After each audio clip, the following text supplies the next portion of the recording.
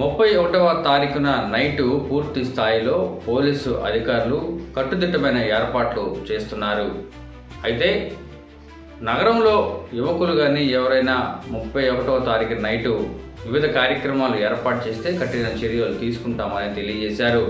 ఈ నేపథ్యంలో ప్రజలకు ఇబ్బంది కలిగించే విధంగా శబ్దాలతో కూడిన యంత్రాలను తీసుకొచ్చి రోడ్లపై చేస్తే కఠిన చర్యలు తీసుకుంటారని విజయవాడ పోలీస్ కమిషనర్ రాజశేఖర్ బాబు ఒక ప్రకటన ద్వారా తెలియజేశారు. అదేవిధంగా విజయవాడ నగరంలో కొన్ని ప్రధానమైన రహదారుల వద్ద బార్కెట్లు పెట్టారని తెలియజేశారు. అవేటో తెలుసుకుందాం. అర్ధరాత్రి బహిరంగ ప్రదేశాల్లో రోడ్ల మీద ఎక్కడ పడితే అక్కడ అనుమతులు లేకుండా పార్టీలు నిర్వహించకూడదని షరతులు జారీ చేశారు. అదేవిధంగా రాత్రి 11 గంటల తర్వాత వాహనాలు నడిపే వ్యక్తి అతివేగంగా నడిపితే చర్యలు తీసుకుంటామని తెలియజేశారు. 11 గంటలు దాటిన తర్వాత ఎవరైనా అతివేగంగా వెళ్తే వారిపై చర్యలు తీసుకుంటున్నారు. ట్రిపుల్ రైడింగ్ చేసే వారిపై కూడా చర్యలు తీసుకుంటామని తెలియజేశారు. ఇవన్నీ ప్రతి ఒక్కరు గమనించాలి. 31వ తేదీన నైటు ఎటువంటి ప్రమాదాలు జరగకుండా పోలీసులు చర్యలు చేపట్టే దృష్ట్యా ఈ కార్యక్రమాలను ఏర్పాటు చేశారు. అదేవిధంగా మద్యం సేవించి వాహనాలు నడిపితే చట్టపరమైన చర్యలు తప్పవని ఇప్పటికే హెచ్చరికలు జారీ చేశారు.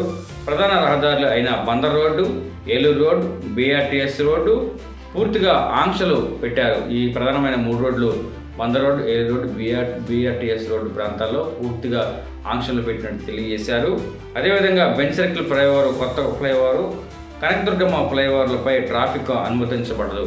అయితే ఫ్లైఓవర్స్ కొత్తగా నిర్మించిన ఫ్లైఓవర్స్ ఏ ఉన్నాయో బెంచ్ సర్కిల్ దగ్గర కనకదుర్గమ్మ అమ్మవారి ప్రాంతంలో ఫ్లైఓవర్ ఉందో ఆ ప్రాంతం పూర్తిగా బైక్ పెట్టేసి అటువైపు ఎవరు వెళ్లకుండా ఏర్పాట్లు కూడా చేశారు. గుంపులుగా ఎవరైనా రోడ్ల మీదకి వచ్చి కేకలు వేస్తే చర్యలు కూడా తీసుకుంటారని చెప్పారు.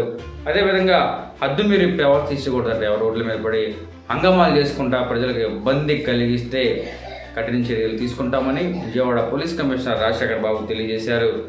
ఈ క్రమంలో మద్యం సేవించి వాహనం నడిపినా చర్యలు తీసుకుంటారంట.